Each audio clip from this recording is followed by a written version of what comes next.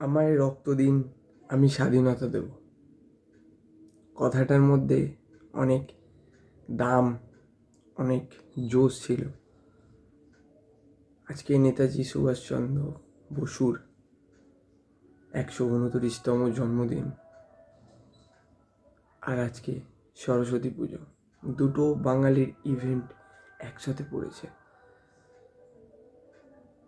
একদিকে অনেক young generation বা ইয়াং ব্যাচেলার অনেক এনজয় করবে, আর একদিকে কেউ কেউ তাকে না পাওয়ার ভিতর থেকে শোক পালন করবে।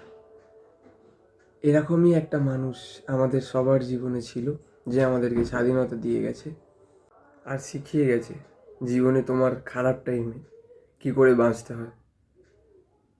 কিছু মানুষ থাকে এরকম সবার লাইফে,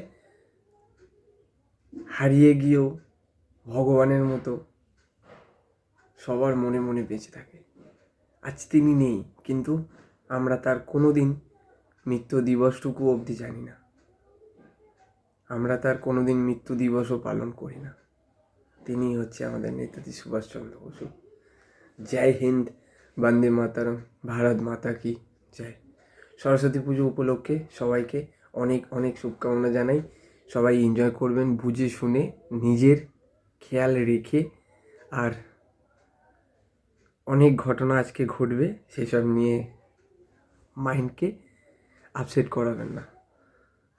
এই কথাটা বললাম, কারণ আছে, কেউ হয়তো বুঝতেও পেরে গেছেন। বাই।